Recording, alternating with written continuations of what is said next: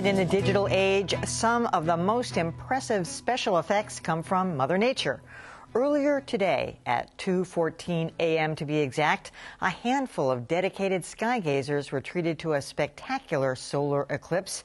As the moon crossed directly in front of the sun, the view of the eclipse was different depending where you stood. Perhaps the most spectacular sight was the so-called Ring of Fire, when the moon was perfectly aligned with the sun. That, unfortunately, was only visible in Antarctica.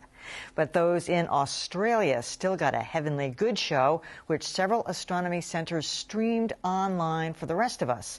Here with more about the solar eclipse and when we might see our own is Kelly Beatty of Sky and Telescope magazine. Welcome to you, Kelly. Always glad to be here, Emily. These things are always just so cool. It's such a great phenomenon, and this one really is rare. They call it an annular. Right, solar. it's a ring of fire eclipse. So that ordinarily when the moon casts a shadow on the Earth, it covers the whole sun from our perspective. But if the moon's a little bit farther away, as it sometimes is in its orbit, it can't quite cover it all, so a little ring of sunlight is left around. That's the annulus, the annular part.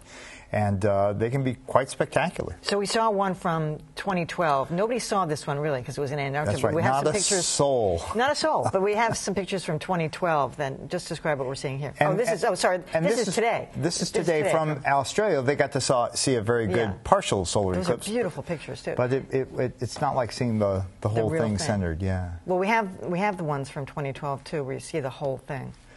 Let me see. Put those up. Oh, all right.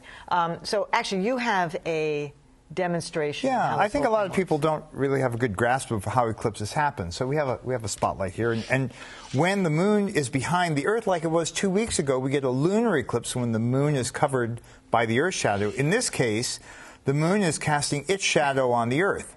And it can't cover the whole Earth, so it only covers a part. And in order to see that, you have to be wherever that shadow is cast. Now, in this case, the shadow was way down in Antarctica, okay?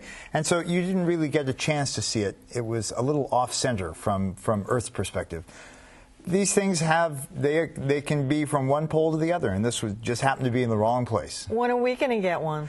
Well, in 2017, I want to clear your August calendar because there'll be a total solar eclipse of the sun from coast to coast across the United States, from Oregon to the Carolinas. What's the date again? August, I want to say 23rd.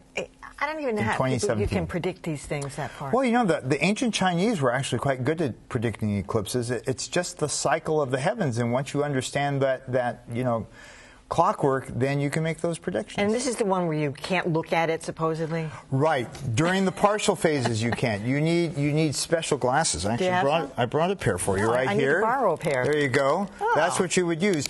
But and so for this one, you would have needed those, right? Yeah. But when the sun I'm going to hold on to these for the next 5 years. So. You could.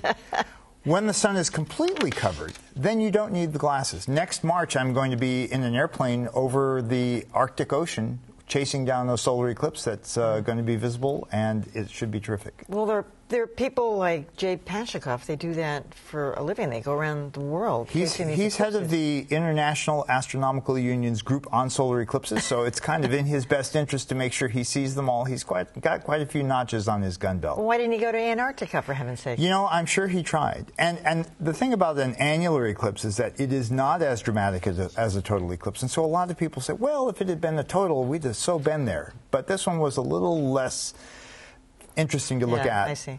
So. All right.